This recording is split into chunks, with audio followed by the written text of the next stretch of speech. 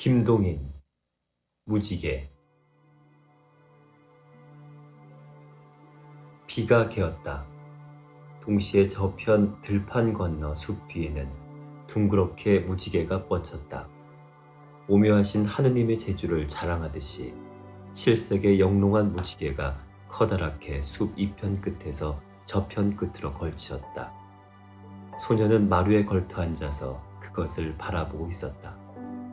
한나절을 황홀히 그 무지개를 바라보고 있던 소녀는 마음속으로 커다란 결심을 했다. 저 무지개를 가져다가 뜰 안에 갖다 놓으면 얼마나 훌륭하고 아름다운 것인가. 소녀는 방 안에 있는 어머니를 찾았다. 어머니, 왜? 어머니께서는 바느질 하던 손을 멈추고 사랑하는 아들의 얼굴을 보았다.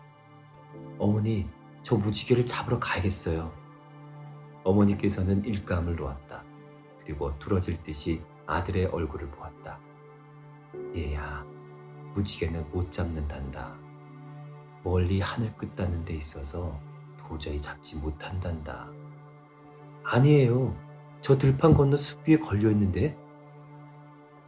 아니다. 보기에는 그렇지만 너의 이 어미도 50년 동안 잡으려 했지만 그것을 못 잡았구나. 그래도 전 잡을 수 있어요. 얼른 잡아올게요. 어머니는 다시 일감을 드셨다. 그의 눈에는 수심이 가득 찼다. 네, 저 가요. 찬란히 빛나는 무지개 유혹은 소년에게는 무엇보다도 강한 것이었다. 어머니 사랑의 품보다도 따뜻한 가정보다도 맛있는 밥보다도 무지개 유혹만이 이 소년의 마음의 전체를 누르고 지배했다. 4번, 5번 소년은 어머니에게 간청했다. 어머니께서도 마침내 이 소년의 바람이 꺾을 수 없이 강한 것임을 알았다. 정 그럴 것 같으면 가보기는 하여라. 그러나 벌 건너 저 숲까지 가보고 거기서 잡지 못하거든 꼭 돌아와야 한다. 그런 뒤 어머니는 아들을 위하여 든든히 차림을 차려 떠나보냈다. 어머니, 그럼 내 얼른 가서 잡아올게요. 꼭 기다려주세요. 그리고 커다란 희망으로 떠나는 아들을 어머니는 눈물로 쏘보냈다. 소녀는 걸음을 다하여 벌판을 건너갔다. 그리고 바라던 숲까지 이르렀다. 그곳 이상하다. 무지개는 이미 그곳에 있지 않았다. 찬란히 빛나는 무지개는 더 멀리 저편으로 썩 물러가서 이전 모습 그대로 소년을 이끄는 듯이 아름다운 자태를 커다랗게 벌리고 있었다. 가깝기는 가까웠다. 그러나 좀 더 가야겠구나. 소년은 또다시 무지개를 바라보았다. 소년은 조금 몸이 피곤했다. 동시에 마음도 피곤해졌다. 그러나 눈앞에 찬란히 빛나는 무지개를 바라본 소년은 용기를 내어 무지개를 향해 걸었다. 얼마만큼 가서 이만하면 됐으려니 하고 눈을 들어서 보았다. 그러나 찬란히 빛나는 무지개는 역시 같은 거리에서 소년을 유혹하고 있었다. 어느덧 소년은 높은 매도 하나 넘었다. 그러나 무지개는 좀처럼 잡을 수가 없었다. 그러나 그 무지개의 찬란한 광채는 여전히 끊임없이 소년을 오라는 듯이 유혹했다. 잡힐 듯 하면서도 잡혀주지 않는 그 무지개는 소년에게는 더욱 커다란 유혹으로 다가왔다. 소년은 용기를 내었다. 그리고 무지개를 향해 또 다른 박질을 했다. 무지개를 잡으려는 오로지 한 조각의 붉은 마음으로 피곤도 있고 아픔도 있고 뛰어가던 소년은 어떤 산마루에 이르러 마침내 쓰러졌다. 이제는 한 걸음도 더 걸을 용기와 기운이 없었다. 너무나 피곤한 소년은 그 자리에 쓰러지면서 잠에 잠기고 말았다. 소년은 어지럽고 사나운 꿈을 꾸었다. 그 꿈속에서도 끊임없이 찬란한 무지개의 광채가 어른거렸다. 그리고 그 무지개의 광채와 어울리는 아름다운 음악이 끊임없이 들렸다. 많은 소년들과 소녀들이 꽃으로 온몸을 장식하고 손을 서로 맞잡고 노래하며 돌아가고 있었다. 그리고 그 소년 소녀의 동그라미 속에는 칠색의 영롱한 무지개가 마치 주위에 있는 소년 소녀들을 애호하듯이 커다랗게 팔을 벌리고 있었다. 행복은 누구의 것? 누릴 자 누구? 소년과 소녀들의 노래는 부드럽고 아름답게 울려온다. 얼마를 이러한 꿈에 잠겨있던 소년은 그 꿈에서 벌떡 깨면서 눈을 떴다. 조금 아래 그다지 멀지 않은 곳에서 무지개는 역시 소년이 오기를 기다리는 듯이 아름다운 모습으로 펼쳐져 있었다. 조금만 더, 이제 한 걸음. 소년은 후다닥 일어섰다. 쏘는 다리, 저린 오금, 피곤으로 말미암아 소년은 하마터면 넘어질 뻔했다. 소년은 다리에 힘을 줬다. 온몸에 있는 힘을 다 주었다. 눈 아래서 황홀히 빛나는 무지개는 그로 하여금 없는 힘을 다시 내게 한 것이었다. 또다시 그는 무지개를 향해 다른 박질했다. 그러나 산 중턱에 걸린 줄 알고 뛰어내려오던 소년은 중턱에서 무지개를 만나지 못했다. 그리고 산 아래까지 그냥 내려왔지만 무지개는 역시 멀리 물러서서 마치 소년의 어리석음을 비웃듯이 빛나고 있었다. 아, 피곤하다. 소년은 맥이 빠져 털썩 주저앉았다. 소년은 뒤숭숭한 소리에 놀라 깨었다. 그는 피곤함을 못 이겨 어느덧 또다시 쓰러져서 잠이 들었던 것이었다. 깨어서 보니 그 근처에는 어느덧 많은 소년들이 모여 있었다. 그리고 그들은 무엇을 다투고 있었다. 무지개는 이쪽에 있다. 어떤 소년은 동쪽을 가리키며 이렇게 말했다. 정신없는 소리 말아라. 무지개는 저쪽에 있다. 다른 소년은 반대했다. 너희들은 눈이 있냐 없냐? 저쪽에 있지 않냐? 아직껏 너희들에게 속아서 따라왔지만 무지개는 역시 내 생각대로 저쪽에 있다. 다른 소년은 또 다른 데를 가리켰다. 그러나 그 많은 소년들이 가리키는 곳이 한 곳도 정확한 곳이 없었다. 모두 뚱딴지 같은 곳만 가리키면서 서로 다투고 있는 것이었다.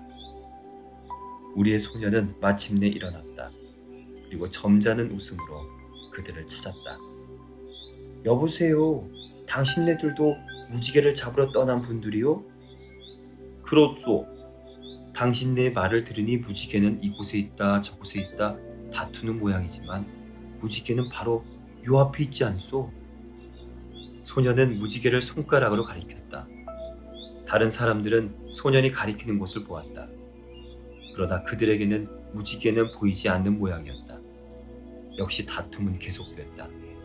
그리고 한참을 다투던 소년들의 서로의 의견이 모두 달라서 그곳에서 각자 제가 생각하는 곳으로 무지개를 찾아 떠나기로 했다.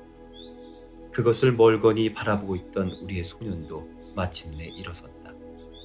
그리고 그는 자기가 무지개가 있다고 믿는 곳을 향하여 또한 피곤한 다리를 옮겼다. 무지개는 역시 소년의 눈앞 몇 걸음 밖에서 찬란히 광채를 내고 있었다. 이번에는 꼭 눈앞에 커다랗게 보이는 무지개에 소년의 용기는 100배나 더하여졌다. 어떤 곳에서 소년은 또 다른 많은 소년의 무리를 보았다. 그들은 모두 지치고 초라한 행색이었다. 소년은 그들에게 가까이 가서 말을 붙여보았다. 당신들은 어디로 가시오? 가는 게 아니라 갔다가 오는 길이오. 무소년들은 이구동성으로 대답을 했다. 그들은 모두 끝없이 피곤한 눈에는 전기가 없고 몸은 쇠약으로 말미암아 떨고 있었다. 어디를 갔다 오시오? 무지개를 잡으러. 네? 그래 잡았소? 여보 말도 마오. 그것에 속아서 공연히 좋은 세월을 헛되이 보냈소. 집을 떠난 것은 언제쯤이오? 모르겠소. 깜깜하니까. 그래, 이제 그만두겠소?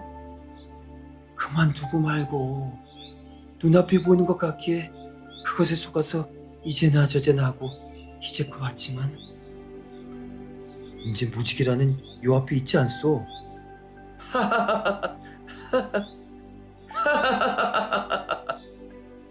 그들은 웃었다.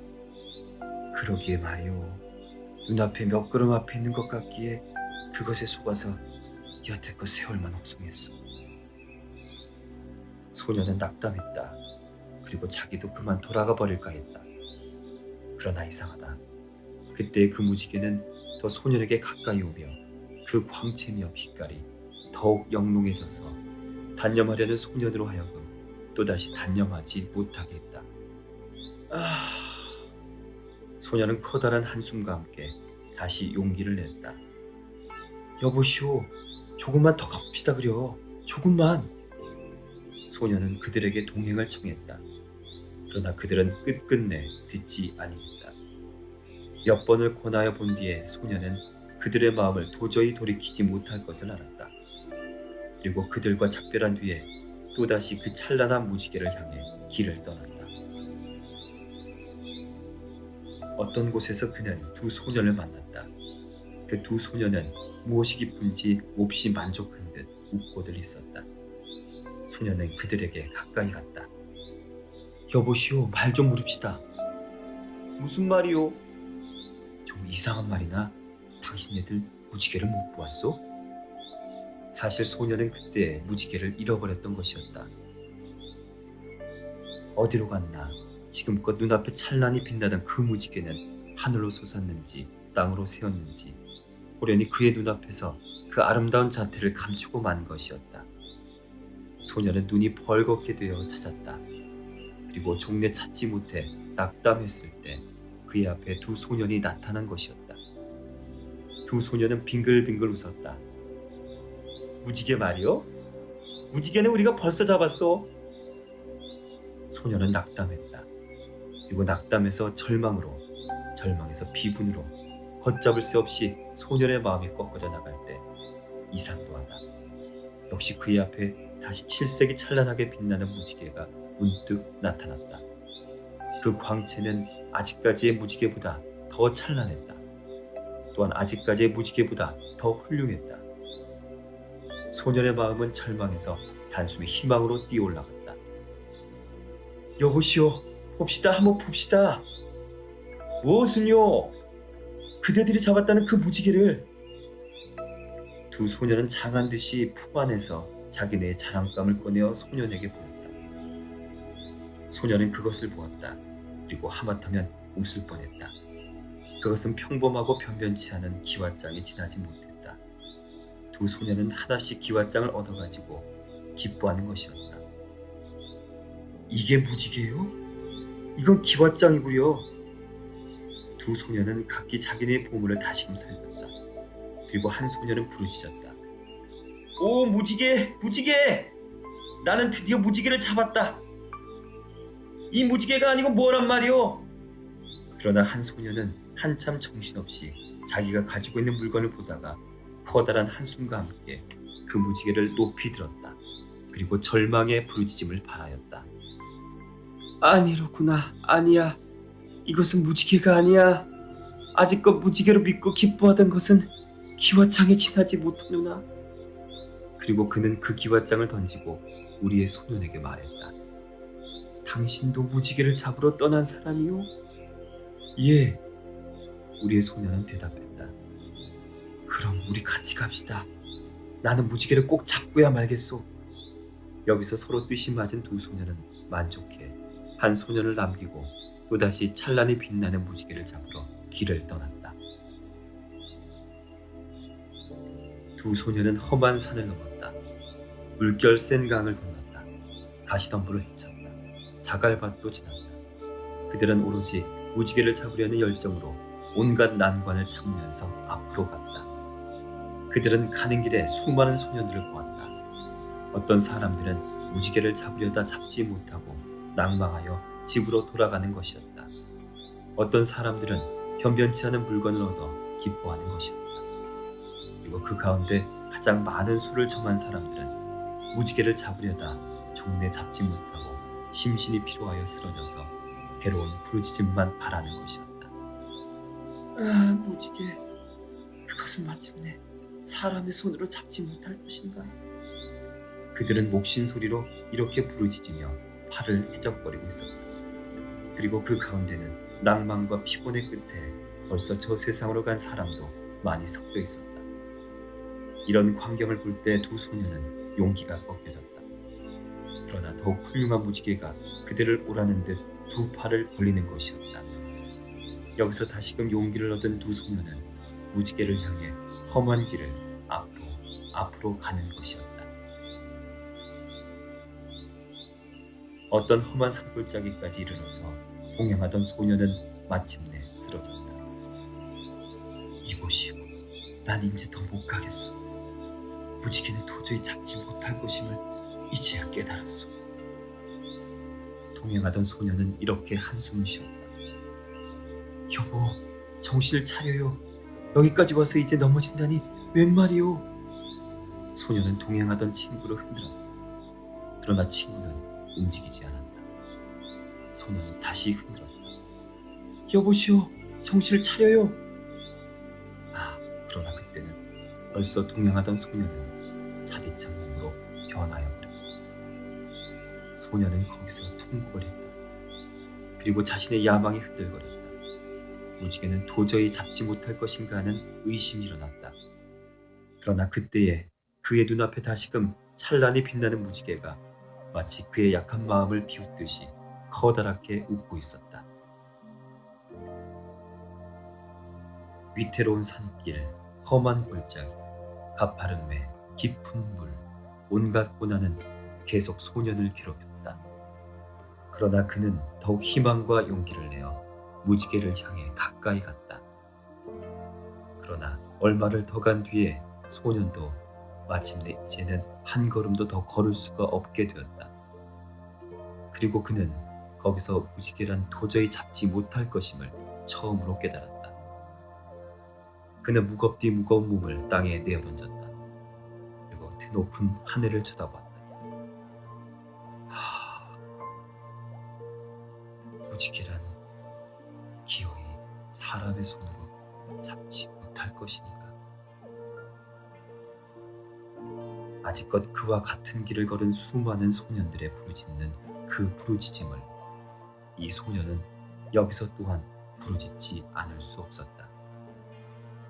그리고 그는 여기서 그 야망을 마침내 단념하기로 결심한 것이었다. 그때 이상하게도 아직껏 검었던 머리는 갑자기 하얗게 되고 그의 얼굴에는 수없이 많은 주름살이 잡혔다.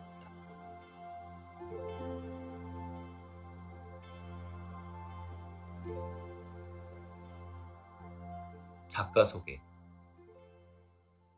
김동희는 1900년 10월 2일에 태어나 일사후퇴 무렵인 1951년 1월 5일 서울 화왕십리동의 자택에서 52세의 나이로 사망했다. 그는 부유와 빈곤, 애국과 친일이 교차하는 역설적 일생을 살았다.